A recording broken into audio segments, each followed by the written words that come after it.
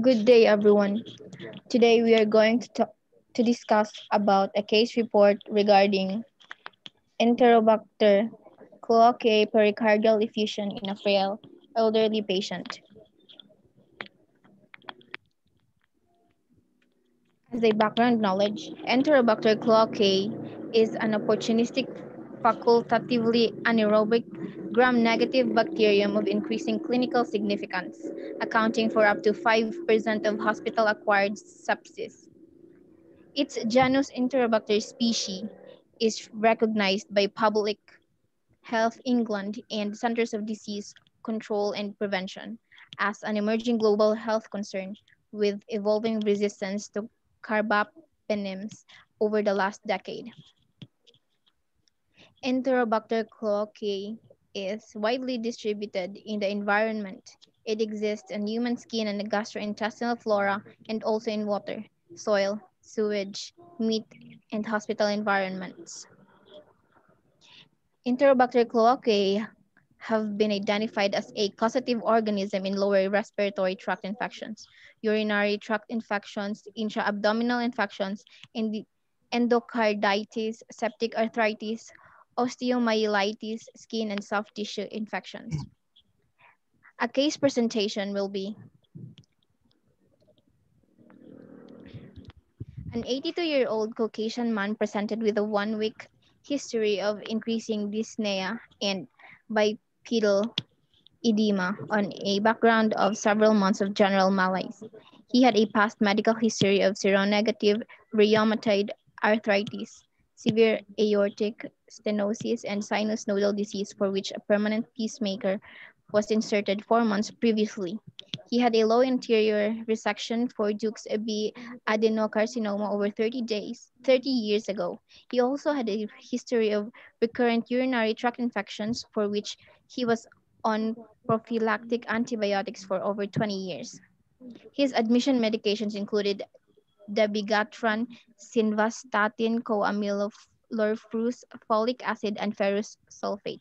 He had been receiving low-dose prednisolone for his arthritis, but this had been stopped 1 week prior to admission, having been on this with good effect for the previous 4 years. He was a retired mechanical engineer who lived with his wife. He had no significant family, travel, or sexual history. Prior to admission, he was mobilizing independently with no careers. On clinical examination, he was hemodynamically stable and apyrexic. He had marked pallor, but was comfortable at rest with no signs of respiratory distress. He had no stigmata or infective endocarditis. On palpitation, he had a slow rising regular pulse and his jugular venous pressure was raised at 6 centimeters. On auscultation, he had an injection, cytolic murmur, and bilateral basal crepitations, organomegaly, and normal bowel sounds. He had bilateral pitting pedal or edema.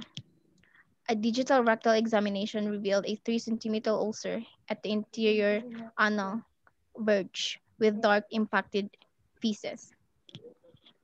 So the lab findings, here you can see in the table 1, biochemistry, microbiology, and cytology results from the aspirated pericardial fluid. So the pericardial fluid, the sample, and this biochemistry, the result protein is grams per liter. So the cytology, this sample consists of few lymphocytes and macrophages in the background of the red blood cells and no malignant cells identified. So in microbiology, epithelial cells is non-seen. Then in gram film, there's a gram-negative bacillicin. So in microscopic appearance, you see a blood stain. Then pus cells, positive, and red cells in rich anaerobic culture, which a enterobacter cloacae heavy growth. In rich and aerobic culture, no growth after 2 days of incubation. So as you can see here in the figure 1 picture, CT pulmonary angiogram demonstrating a 3 centimeter pericardial effusion, bilateral pleural effusions, and artifact from a ventricular dual chamber pacemaker lead. So next is in this picture, figure 2, flexible sigmoidoscopy of the upper rectum, which is the edematous with linear ulcerations. So, in the blood test, his admission blood results demonstrated microcytic anemia. So, the hemoglobin is 100 grams per liter. Then, mean cell volume is 70.5 fermentoliter. So, mild thrombocytopenia, the platelets is 132 by 109 per liter. And lymphopenia, the lymphocytes is 0.56 by 109 per liter. As you can see in the picture, a biopsy taken from the ulcer at the anterior anal verge demonstrating a cytomegalovirus inclusion beside a vessel with background inflammatory changes, H&E staining, and you can see that in times 40 microscopy. X-ray results.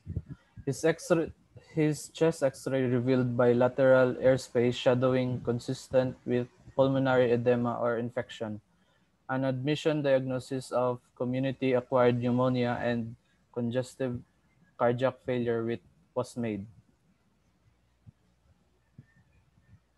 In this picture, you can see the CT positron emission tomography demonstrating increased tracer uptake in anus, extending to the rectum, and an antuation-corrected fluorodeoxyglucose study from midbrain to upper thigh.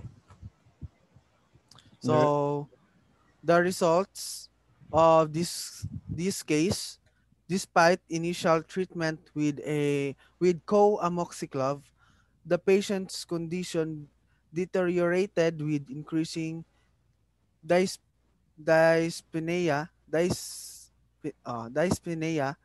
and hypotensive episodes. An urgent transthoracic echocardiogram revealed a large pericardial effusion with Doppler evidence of the hemodynamic compromise. So that's all. Thank Thank you. you.